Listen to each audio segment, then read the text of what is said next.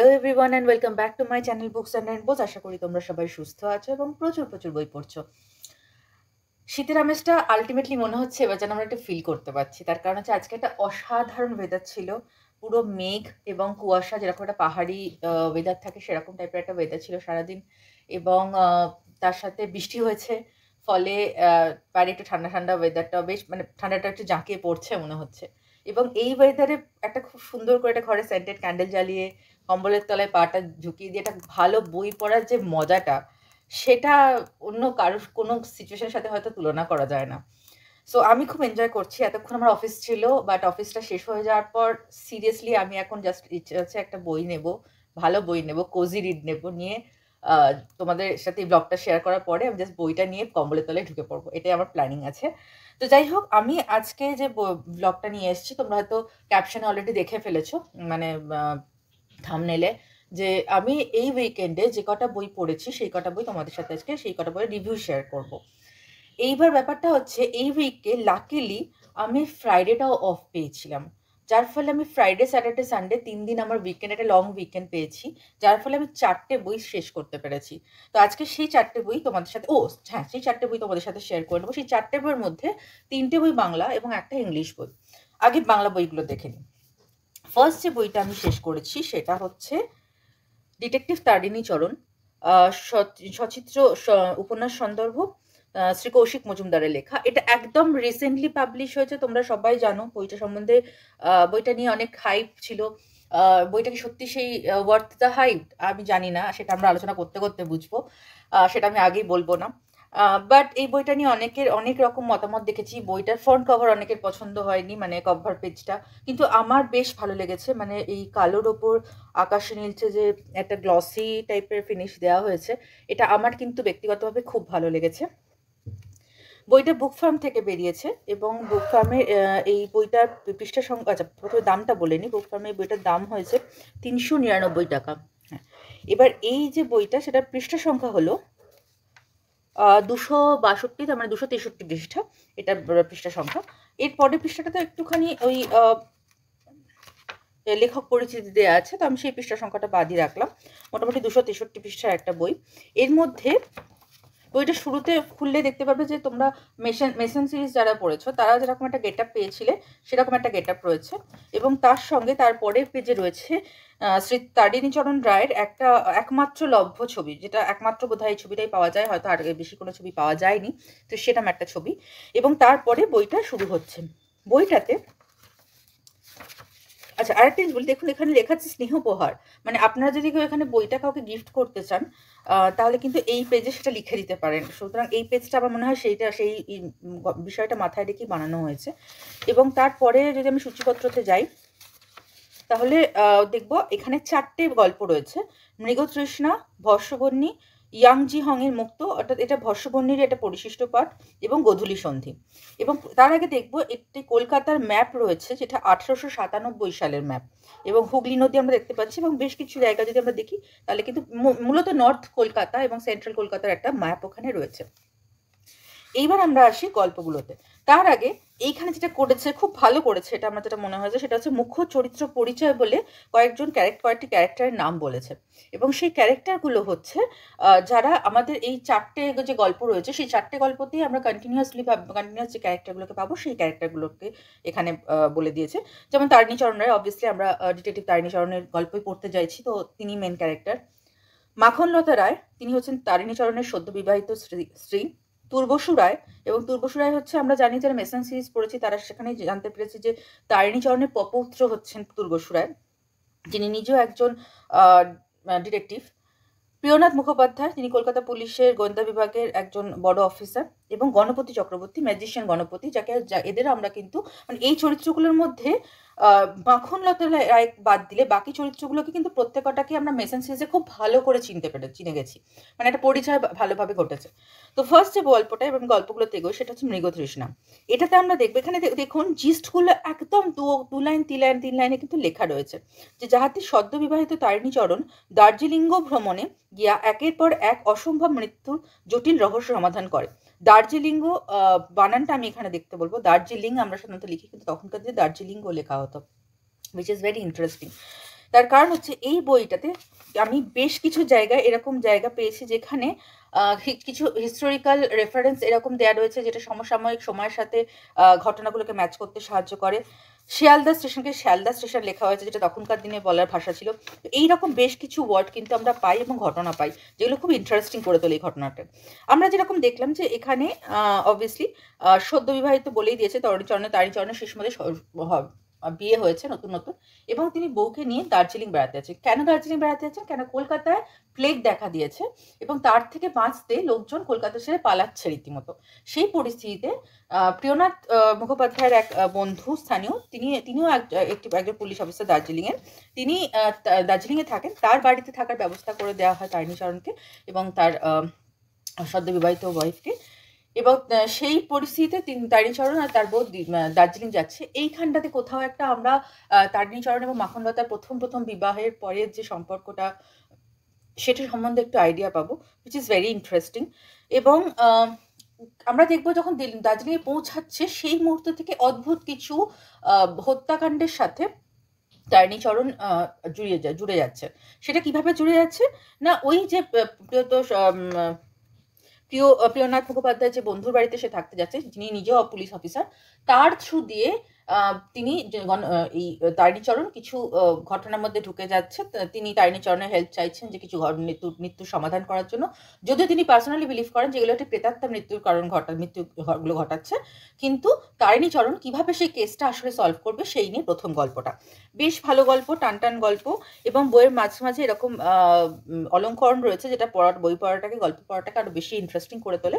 আমার বেশ ভালো লেগেছে গল্পটা। এবং আমরা এবার নিচের পরবর্তী গল্পটাতে যাই। দেখুন এখানেও কিন্তু আমরা এরকম কিছু মানে ডিজাইন পাবো যেখানে আমাদের সাথে গল্পর সাথে এই অলঙ্করণগুলোকে রিলেট করতে পারবো খুব বেশি। তো এই ডিজাইনগুলো বা এই অলঙ্করণগুলো কিন্তু গল্পের সাথে একটা আলাদা মাত্রা এনেছে। এরপরে যদি আমরা গল্পটাতে যাই, সেই গল্পটা হচ্ছে ভস্যবনী। ভস্যবনী গল্পটি আমার আগে পড়া ছিল। এই ভস্যবনী গল্পটি হচ্ছে সার্কাস নিয়ে মূলত গল্প, এবং সার্কাসে পরপর সার্কাসে কিছু মানুষ খুন হয়, এবং মূলত প্রথমত খুন হয় সার্কাসের যে মালিক, যে ম্যানেজার, এবার সে যখন খুন হয় তখন সেই ঘরে একমাত্র সে ছিল এবং একটি ডেড বডি ছিল। এবং ডেড বডিটা কে না, ওই সার্কাসে যে বাঘের খেলা দেখাতো সেই মানুষটির ডেড বডি। প্রথমে আমরা যখন দেখবো যে ডেড বডিটা সম্বন্ধে যখন আমরা দেখবো 95, আমি পেজটা একটু খুলে নিই তাহলে বলতে সুবিধা হবে। এই যে ভস্যবনী, এখানেও কিন্তু জিস লেখা আছে, যাহাতে কলিকাতার বুকে নৃশংসভাবে খুন হন ইম্পেরিয়াল সার্কাসের ম্যানেজার পান্নালাল, মূল সন্দেহভাজন এক মৃতদেহ। এবার এটা কেন বলা হয়েছে না, এই যে সেদিনকে সার্কাসের শোতে অনেক অডিয়েন্সের সামনেই বাঘের খেলা দেখাতে গিয়ে বাঘেরই কামড়ে মারা যান যে বাঘের খেলা দেখা সেই মানুষটি। এইবার সেই মানুষটিকে, যেহেতু সে রাত্রিবেলা সে মারা গেছে, পরের দিন সকালের আগে কোনো ব্যবস্থা করা যাবে না, সেহেতু মৃতদেহকে পাহারা দেওয়ার জন্য ম্যানেজার বলে আমি আজ রাতে এই ঘরে থাকবো, এবং সেই ঘরে একমাত্র ম্যানেজার এবং মৃতদেহটি ছাড়া আর কোনো মানুষ ছিল না। এইরকম একটা ক্লোজ ডোর মার্ডার কেস। কিন্তু মানে অবভিয়াসলি সকালবেলা যখন খোঁজ নিতে দেখা যায়, তখন দেখা যায় পান্নালাল বাবু মারা গেছেন, মানে যিনি ম্যানেজার তিনি মারা গেছেন। এবার ঘরের মধ্যে, বন্ধ ঘরের মধ্যে কিভাবে এই একটি মৃতদেহের পক্ষে তো খুন করা সম্ভব নয়, তাহলে কিভাবে পান্নালাল বাবু মারা গেলেন, এই নিয়ে যে রহস্যটা ঘনীভূত হচ্ছে, সেটাতে প্রিয়নাথ বাবু তারিণীচরণের সাহায্য নেন, এবং তারিণীচরণ কিভাবে সেই রহস্যটার সমাধান করছে সেই নিয়ে গল্পটা। অসাধারণ লেখা, এটা আমার যখন আগে পড়েছিলাম আমার তখনই ভালো লেগেছিল, এবং কৌশিক মজুমদারের লেখাগুলো বেশ ভালো লাগে আমার। কিছু কিছু ক্ষেত্রে কৌশিক মজুমদারের কিছু বক্তব্য আমার সোশ্যাল মিডিয়াতে খুব একটা আমি তার সাথে সহমত হই না, কিন্তু তার বাদে আমি যদি শুধু লেখক কৌশিক মজুমদারের সম্বন্ধে কথা বলি, তাহলে আমি বলবো কৌশিক মজুমদারের লেখা কিন্তু আমার বেশ ভালো লাগে। এরপরে যে গল্পটা রয়েছে সেটা একটা ছোট গল্প, বেশি গল্প না, 10 পাতার মতো একটা গল্প, এবং সেই গল্পটার নাম হচ্ছে, আচ্ছা পেজ সংখ্যাটা একটু দেখে নিই, 151, ভস্যবনী পরিশিষ্ট, এটি ইয়াংজি হং এর মুক্তা, 151। তো এই বইটাতে এই গল্পটা অ্যাকচুয়ালি সেভাবে রহস্য গল্প কিছু না। এই গল্পটাতে আমরা দেখব যে তারিণীচরণের বয়স অনেক বেড়ে গেছে, তিনি বৃদ্ধ হয়ে গেছেন, এবং বৃদ্ধ হওয়ার পরে তিনি যেখানে গিয়ে বাড়ি করেছেন তার বাড়ির আশেপাশে একটি আড্ডাস্থল তৈরি হয়েছে।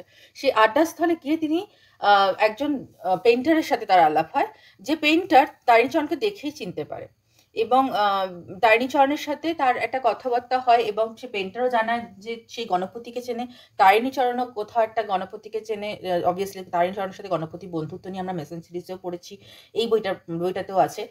তো সেই সম্পর্কগুলোর খাতিরে সেই মানুষটি তার তার পাস্টের একটি ঘটনা বলে, তিনি কিভাবে সত্যিকারে পেন্টার হয়ে উঠেছিলেন, মানে তিনি লাইফে সে একটা খুব বাজে দিকে এগিয়ে যাচ্ছিলেন, খুব বাজে পথে চলে যাচ্ছিলেন, সেখান থেকে কিভাবে ঘুরে তিনি আবার পেন্টার হিসাবে এত নাম করেছেন, তার পেছনের যে গল্পটা, সেই গল্পটা আমরা এখানে জানবো।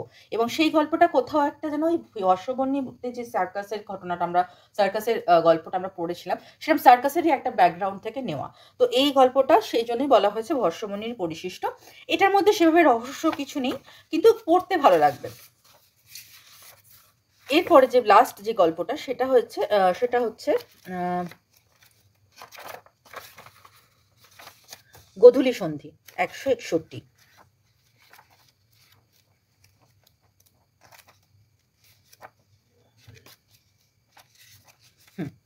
গোধূলি সন্ধিতে দেখুন আবার এখানে লেখা আছে, যাহাতে জাদুকর গণপতিকে তামাটুলিতে খুন ও দেশদ্রোহের সন্দেহে গ্রেপ্তার করা হয়। প্রায় একই সঙ্গে ঘটে তিনটি অস্বাভাবিক মৃত্যু। তারিণী কি পারবে সেই সকলের সমাধান করিতে?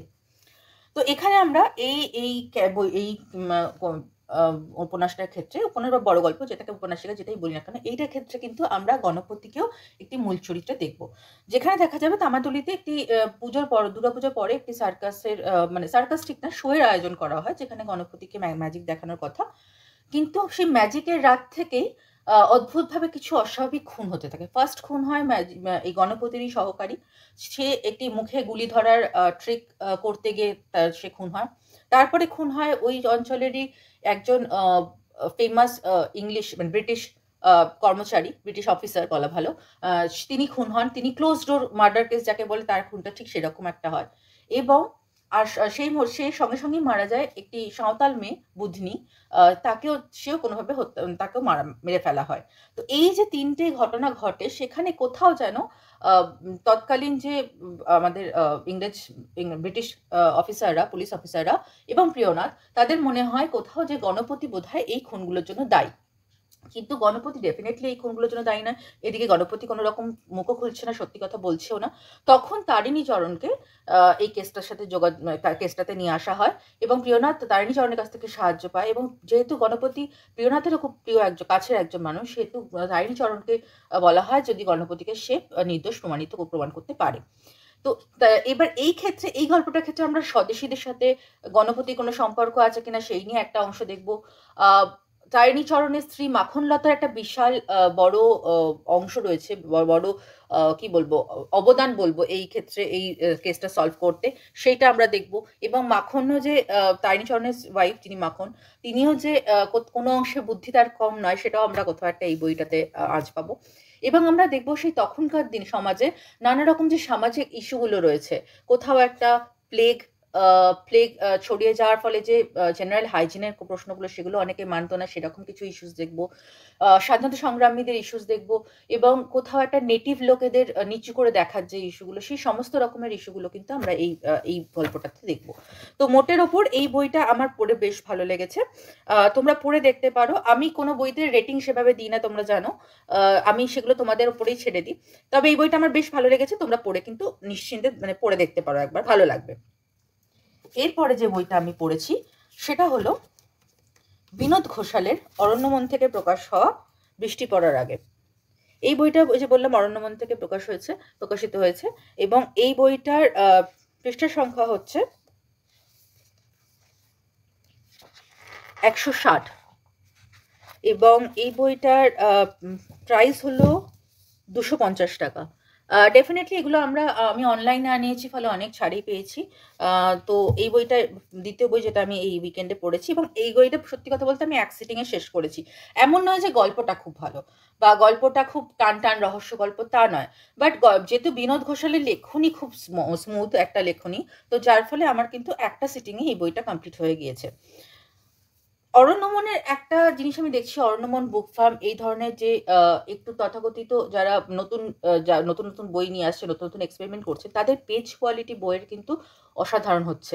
এবং অনেক ভালো ভালো পাবলিশারের তুলনাতে তাদের বইতে কিন্তু প্রিন্টিং মিস্টেক বা বানানের এরার এগুলো কিন্তু অনেক কম থাকছে, আমি ইদানিং দেখতে পাচ্ছি, যেটা আমার খুব ভালো লাগছে। এই বইটা সম্বন্ধে আমি বলি, এই বইটার বইটাতে প্রথমে ব্লার্বটা একটু বলি। খুব সুন্দরভাবে ছোট্ট ব্লার্ব লেখা, কিন্তু খুব সুন্দরভাবে ব্লার্বটা লেখা।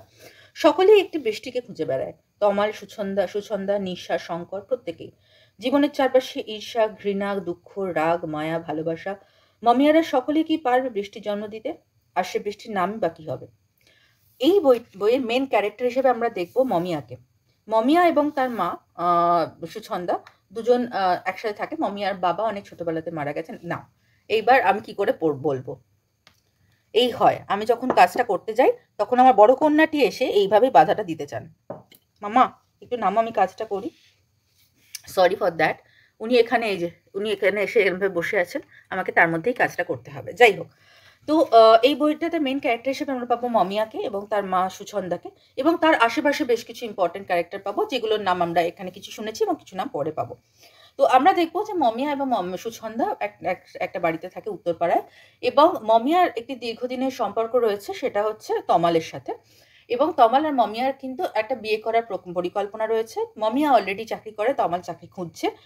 আর সুছন্দার জীবনেও একজন রয়েছে যে অ্যাকচুয়ালি মমিয়ার বাবার বন্ধু, কিন্তু হয়তো পরবর্তীকালে মমিয়ার বাবা মারা যাওয়ার পর থেকে সুছন্দার সাথে তার একটি সম্পর্ক তৈরি হয়, এবং তার নাম সম্ভবত অসীম।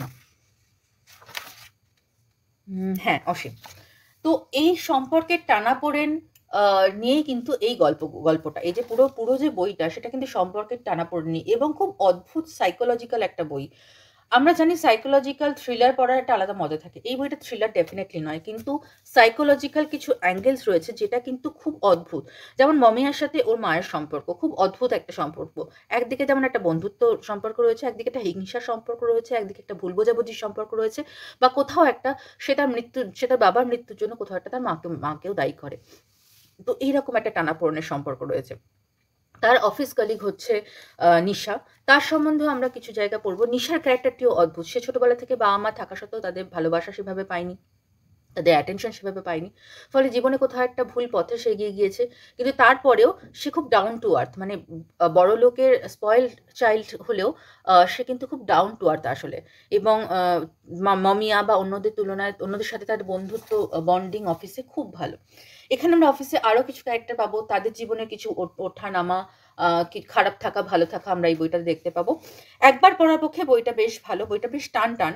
ওই যে বললাম একটা সিটিং এ শেষ করে ফেলেছি। বিনোদ ঘোষালের লেখা নিয়ে আমার বলার কোনো জায়গা নেই। সবাই তোমরা যারা পড়েছো, আশা করি বিনোদ ঘোষালের কোনো না কোনো লেখা তোমরা পড়েছো। তো এই বইটা পুরোপুরি একটা সামাজিক উপন্যাস এবং পুরোপুরি একটা সম্পর্কের টানাপোড়েনের গল্প। আমার বেশ ভালো লেগেছে। তোমরা পড়ে দেখতেই পারো। আমার মনে হয় খারাপ লাগবে না। যারা তোমরা একটু সাইকোলজিক্যাল সামাজিক স্টোরি, সামাজিক সম্পর্কের গল্প পড়তে চাও, তাদের কিন্তু এই গল্পটা বেশ ভালো লাগবে। আচ্ছা, এরপরে যে বইটা আমি পড়েছি সেটা হচ্ছে বাংলা একটি বই। মানে অ্যাকচুয়ালি সরি, এরপরে যে বইটা পড়েছি সেটা একটা ইংলিশ বই, কিন্তু আপাতত আমি প্রথমে বাংলা বইটা দেখিয়ে নিচ্ছি, তারপরে আমি ইংলিশ বইটা দেখাবো। মামা তো একটু সরে বস, নাহলে আমি কাজটা করতে পারবো না। সরে বসো। হ্যাঁ, তো এরপরে যে বইটা আমি পড়ে শেষ করেছি সেটা আমি অনেক দিন ধরে পড়বো ভাবছিলাম, এবং তোমরা অনেকে বলেছো এই বইটার কথা, এই লেখকের কথা। দেখতেই পাচ্ছ, নীলপাহাড় ওবায়দ হকের। এটাও বেরিয়েছে অরণ্যমন থেকে। এটার প্রিন্টেড প্রাইস হচ্ছে 200 টাকা। এবং মা এরম করে না, তুই করে না। আচ্ছা, এটার পৃষ্ঠা সংখ্যা হচ্ছে 128। এটাও আমি একটা সিটিংয়ে শেষ করেছি। অসাধারণ গল্প, এবং তোমরা এখানে ব্লাডটা একটু দেখে নিতে পারো, আমি দেখানোর চেষ্টা করছি। আমি আমার মতো করে গল্পটা বলছি। 80-র দশকের মাঝামাঝি সময়, সেটা বুঝতেই পারছো, এবং বাংলাদেশ, ইন্ডিয়া, এগুলোতে তখনই খুব একটা টানাপোড়েন, হিন্দু মুসলিমের টানাপোড়েন চলছে। এপারের লোকেরা ওপারে সহ্য করতে পারছে না, ওপারের লোকেরা এপার দেশ সহ্য করতে পারছে না। কোথাও একটা হিন্দু মুসলিমের একটা অদ্ভুত মারপিট, দাঙ্গা এইসব চলছে। সেরকম একটা পরিস্থিতিতে যখন এরকম, মানে পাহাড়ি অঞ্চলে, বাংলাদেশের কেউ পাহাড়ি অঞ্চলে কেউ চাকরি নিয়ে যেতে চাইছে না, কোনো ডাক্তার নেই সেখানে, সেরম জায়গাতে একটা পোস্টিং হয়। এখানে আমাদের যে নায়ক, তার নাম হচ্ছে আমি একটু নামটা দেখিনি কেন, মানিক মিত্র, রাইট, মানিক মিত্র সেখানে পোস্টিং হয়। তার পোস্টিংটা কিন্তু অ্যাকচুয়ালি একটা শাস্তি হিসেবে দেওয়া হয়েছিল, কেননা তিনি যে হসপিটালে কাজ করতেন তার আগে, সেই হসপিটালেরই খুব শক্তিশালী পলিটিক্যাল কানেকশনওয়ালা একজন ডাক্তার, তার কিছু কুকর্ম তার নজরে পড়েছিল এবং সেটা তিনি যারা হসপিটালের একদম মেম্বার, বড় বড় অফিসার তাদের জানিয়েছিলেন, যার ফলে শাস্তি হিসেবে তাকে মানিক মিত্রকে পোস্টিং দেওয়া হয় পাহাড়ে। এবার পাহাড়ে, বাংলাদেশের পাহাড়ে তখন উগ্রপন্থীদের বিশাল একটা রমরমা চলছে, মানে তারা যাকে তাকে কিডন্যাপ করছে, খুন করছে, কেউ মানে ওখানে গেলে কেউ বেঁচে ফিরছে না, মেয়েদের তুলে নিয়ে যাচ্ছে, তাদের সম্মানহানি হচ্ছে। তো এরকম একটা অদ্ভুত সিচুয়েশন রয়েছে, তারা বাঙালি দেখলেই মেরে ফেলছে, কোথাও একটা কোনো একটা ছোট বাঙালি অংশ যারা নিজেদের মতো করে একটা জায়গা তৈরি করে নিয়েছে, সেখানে মুসলিমদের অত্যাচার খুব বেশি। এইরকম একটা পরিবেশের মধ্যে দিয়ে মানিক পৌঁছায় সেই পাহাড়ি অঞ্চলে। এবার মানিকের একটা পাস্ট রয়েছে, সেই পাস্টটা কিনা সে জানে না তার মা বাবাকে। সে বড় হয়েছে একটি অনাথ আশ্রমে, তারপর সে ডাক্তারি পড়ে নিজের প্রচেষ্টাতে, এবং সেখান থেকে সে এখন সরকারি হসপিটালে ডাক্তার। এবার তার নিজের একটা সার্চ রয়েছে, নিজের একটা খোঁজ রয়েছে যে তার মাকে, সেটা সে জানতে চায়। সেইটার উত্তর কি তাহলে মানিক শেষ পর্যন্ত পাবে? এবং মানিক কি সে শেষ পর্যন্ত সেই উগ্রপন্থীদের হাত থেকে বেঁচে ফিরতে পারবে? বা সে ছোট ছোট আরো যে ক্যারেক্টারগুলো মানিকের চারপাশে আমরা দেখবো, মানিককে জড়িয়ে মানিকের সাথে কানেক্টেড যে চরিত্রগুলোকে আমরা দেখব, সেই চরিত্রগুলোকে নিজেদের লাইফটাকে গুছিয়ে নিতে পারবে এরকম একটা টালমাটাল সময়তে, সেই নিয়ে গল্পটা। আমি দুটো জিনিস এখানে বলবো, যে দুটো এই বইটা পড়তে পড়তে আমার বারবার মনে হচ্ছে, এক, এই বইটা পড়তে পড়তে আমার হুমায়ুন আহমেদের বেশ কিছু লেখার কথা মনে হয়েছে, যে আমার ওবায়দ হকের লেখনীটা অনেকটা কোথাও একটা হুমায়ুন আহমেদের কিছু কিছু ছোঁয়া পেয়েছি আমি। আমার খুব ফেভারিট একজন রাইটার হুমায়ুন আহমেদ, তার লেখার কিছু ছোঁয়া কিন্তু আমি এই বইটাতে, মানে এনার লেখাতে, ওবায়দ হকের লেখাতে পেয়েছি। এবং দ্বিতীয় কথা হচ্ছে, ঠিক এই মুহূর্তে ইন্ডিয়া এবং মানে ভারত এবং বাংলাদেশের যে সম্পর্কটা, হিন্দু মুসলিমের, বাংলাদেশে যে হারে সংখ্যালঘু সম্প্রদায়দের উপর অত্যাচার হচ্ছে, এবং ইন্ডিয়াতে কোথাও একটা তার আসছে, যে সিচুয়েশনটা তৈরি হচ্ছে, ঠিক সেই প্রেক্ষাপটে কোথাও একটা এই বইটা পড়তে গিয়ে যেন আমি আরো বেশি করে কানেক্ট করতে পেরেছি। তো এই হিসেবে আমি বলবো যে এটা সত্যি অসাধারণ একটা বই। আমি আরো কটা, এই ওবায়দ হকের বেশ কটা বইয়ের লিস্ট তোমাদের কাছ থেকে, মানে এটা ছাড়াও, এই বইটা ছাড়াও বাকি বেশ কটা বইয়ের নাম তোমাদের কাছ থেকে অলরেডি পেয়েছি, সেই বইগুলো আমার পড়ার ইচ্ছা থাকলো, এবং আমার এই বইটা বেশ ভালো লেগেছে। এই বইটা আমাকে ফার্স্ট আমি দেখেছিলাম পৃথার ব্লগে, পৃথা বুক টেস্ট বাই পৃথা, ওর ব্লগে ও আমাকে সাজেস্ট করেছিল ফার্স্ট এই বইটা পড়ার, তারপর তোমাদের কাছ থেকেও সাজেশন পেয়েছিলাম, খুব ভালো লাগলো, থ্যাংক ইউ পৃথা এরকম একটা সুন্দর বই সাজেস্ট করার জন্য। তো এই বইটা আমার বেশ ভালো লেগেছে। এরপরে লাস্ট যে বইটা, এরপরে যে বইটা আমি পড়েছি, লাস্ট বইটা, সেটা হচ্ছে একটা ইংলিশ বই। এই বইটা যে শেরিডন Le Fanu কার্মিলা, রিসেন্টলি পৃথার ব্লগে, বুক টেস্ট বাই পৃথাতে দেখলাম যে এই বইটাও কিনেছে, এবং তখন আমার মনে পড়লো যে এই বইটা আমার অনেক দিন ধরে কিনে রাখা রয়েছে, কিন্তু আমার সেটা পড়ে ওঠা হয়নি। তো আমিও বইটা বের করে পড়তে শুরু করেছিলাম এই উইকেন্ডে, এবং এটা অনেকগুলো পাবলিকেশনেরই রয়েছে, কিন্তু এটা পার্টিকুলারলি সানাজের পাবলিকেশনে 125 প্রিন্টেড প্রাইস। এবং এইটার গল্পটা হচ্ছে, এই কার্মিলা যে বইটা, সেটা হচ্ছে একজন লেসবিয়ান ভ্যাম্পায়ারের গল্প, এবং তার সাথে একজন ইয়াং মেয়ে, তার একটা রিলেশনশিপের গল্প। এবং ডেফিনেটলি কোথাও একটা জিনিস কিন্তু মাথায় রাখতে হবে, ব্রাম স্টোকারের ড্রাকুলার অনেক আগে কিন্তু এটা লেখা হয়েছে এই বইটা। তো সেক্ষেত্রে ড্রাকুলা যে গথিক একটা আইডিয়া রয়েছে, সেটা কিন্তু কোথাও একটা এই বইটা থেকেই শুরু হয়েছিল। তো এখানে আমরা দেখব যে কার্মিলা, যে আমাদের ফিমেল প্রোটাগনিস্ট, তিনি একজন ভ্যাম্পায়ার, এবং সে কোথাও একটা ওই ইয়াং ওম্যান যে রয়েছে তার প্রতি একটা অ্যাট্রাকশন তৈরি হবে। কিভাবে হবে না, সেই যে ছোটবেলাতে এই যে ইয়াং ওম্যান যাকে আমরা বলছি, তার নামটা হলো, হ্যাঁ, তো যেটা বলছিলাম, আমাকে মাঝখানে একটু কাট করতে হয়েছিল, কেননা মিনি, মানে আমার বড় মেয়ে একদম সামনে চলে এসেছিল, তোকে একটু কাট করতে হয়েছিল জায়গাটা, সরি অ্যাবাউট দ্যাট। তো হ্যাঁ, যেটা বলছিলাম, মার্সেলা বলে যে ইয়াং ওম্যানটা রয়েছে, তার সাথে কার্মিলার একটি সম্পর্ক এখানে আমরা দেখতে পাবো। সেটা কিভাবে তৈরি হয় না, মার্সেলার বাবা একজন একটা মিলিটারি বা ওই র্যাঙ্কের একজন অফিসার, এবং সার্জেন্ট বা এরম ধরনের অফিসার, এবং তিনি মার্সেলাকে ছোট থেকে বড় করেছেন। এবং মার্সেলা ছোটবেলাতে ঘুমের মধ্যে একটা স্বপ্ন দেখে, সে একটা অচেনা মহিলাকে দেখতে পায়, অচেনা মেয়েকে দেখতে পায়, তারই বয়সী প্রায়, কিন্তু তাকে সে চিনতে পারে না। পরে যখন সেই ড্রিমটার কথা সে অন্যদের বলে, তখন অবভিয়াসলি সবাই বলে যে তুমি ভুল দেখেছো বা তুমি ভুল বুঝেছো, কিন্তু মার্সেলার কাছে কোথাও একটা ড্রিমটাই যেন সত্যি, মানে এটা এতটাই জীবন্ত একটা স্বপ্ন। এবং সেইভাবে ইনসিডেন্টালি কার্মিলার সাথে মার্সেলের পরিচয় হয় এবং কার্মিলার মা কোথাও একটা যাচ্ছিল, সেই যাওয়ার পথে তার একটু প্রবলেম হয় এবং সে কার্মিলাকে এই মার্সেলার ফ্যামিলিতে কয়েকদিনের জন্য রেখে সে জার্নি করে। সেই সময়তে ধীরে ধীরে কার্মিলার সাথে মার্সেলার একটা সম্পর্ক তৈরি হয়। সেটা কার্মিলার দিক থেকে রোমান্টিক সম্পর্ক, কিন্তু মার্সেলা আস্তে আস্তে রুগ্ন হয়ে যেতে থাকে। সামহাও যেন কেউ তার মানে তার শরীরে থেকে সমস্ত রক্ত তুলে খেয়ে নিচ্ছে বা শুষে নিচ্ছে। তার বুকের কাছে ২-৩টে দাগ দেখা যায়, পিঞ্চিং যেমন যেমন সূঁচ ফোটালে যেরকম দাগ হয় সেরকম দাগ দেখতে পাওয়া যায়। তো এইরকম ভাবে সিচুয়েশনের মধ্যে থেকে জানা যায় যে আল্টিমেটলি যে কার্মিলা একটি ভ্যাম্পায়ার এবং তাকে শেষে মানে তাকে কিভাবে শেষ পর্যন্ত মারা যায়, মানে কার্মিলাকে মেরে ফেলা পসিবল হয় নাকি কার্মিলা বেঁচে যায়, সেই নিয়ে একটা গল্প। গল্পটা বেশ ভালো টানটান। তবে হ্যাঁ, আমি ডেফিনেটলি একটা কথা বলবো, ল্যাঙ্গুয়েজটা যেহেতু পুরনো, প্রায় 1800 সামথিং এর বই, এটা 1871-এর। হ্যাঁ, তো ফলে ল্যাঙ্গুয়েজটা কিন্তু একটু ডিফিকাল্ট। আমি কখনোই মানে ইনফ্যাক্ট আমারও এই ল্যাঙ্গুয়েজ পড়তে এখনো বেশ অসুবিধা হয়, বেশ টাইম লাগে। স্মুথলি যেরকম অন্যান্য বই আমি পড়তে পারি সেরকম কিন্তু নয়। এবং সেই কারণে আমি বলবো যারা নতুন নতুন ইংলিশ বই পড়ছো তাদের জন্য আমি এই বইটা সাজেস্ট করবো না। আদারওয়াইজ তোমরা যদি এলজিবিটি কিউ বই মানে থিমের উপর বই পড়তে চাও তাহলে এবং গথিক বই পড়তে চাও তাহলে এই বইটা পড়তে পারো। বাট ডেফিনেটলি তুমি জানো, মানে তুমি যদি নতুন ইংলিশ বই পড়া শুরু করো তাহলে এই বইটা খবরদার শুরু করো না। কিছু বই পড়ে নাও, ইউজ টু হয়ে যাও, তারপর এই বইটা পড়ো। তো যাই হোক, এই কটা বই, এই 4টে বই আমি এই উইকেন্ডে শেষ করেছি। এই বইটা নীল পাহাড়, বৃষ্টি ভাব পড়ার আগে এবং তারিণী চরণ। তো কেমন লাগলো ব্লগটা জানাবেন, এবং এরপরে কি ধরনের ব্লগ তোমরা আরো দেখতে চাও সেটা অবশ্যই জানিও। ব্লগটা ভালো লাগলে একটু লাইক, শেয়ার, কমেন্ট করে দিও এবং সাবস্ক্রাইব করে দিও অবশ্যই। এবং আমার চ্যানেলে কন্টেন্টগুলো কেমন লাগছে তোমাদের সেটা কমেন্ট বক্সে জানাতে ভুলো না। এই বইগুলোর মধ্যে তোমাদের কোন বইগুলো অলরেডি পড়া হয়ে গেছে এবং কোন বইগুলো তোমাদের টিবিআরে আছে সেটাও আমাকে প্লিজ কমেন্ট বক্সে জানিও। আর সাবস্ক্রিপশন বাটনের পাশে একটি বেল আইকন আছে, সেটা প্লিজ একটু ক্লিক করে দিও, যাতে এরপর থেকে যখনই আমি কোনো নতুন কন্টেন্ট নিয়ে আসবো সেটার নোটিফিকেশন যাতে তোমরা তাড়াতাড়ি পেয়ে যাও। তো প্লিজ প্লিজ প্লিজ সাবস্ক্রাইব করো এবং সঙ্গে থেকো। খুব তাড়াতাড়ি নতুন একটা ব্লগ নিয়ে আসবো। তোমরা কি ধরনের ব্লগ আরো দেখতে চাও আমি তোমাদের বললামই, তোমার কমেন্ট বক্সে জানো।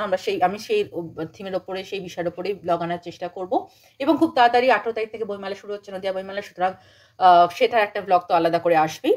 ততদিন ভালো থেকো, সুস্থ থেকো, সায়নারা।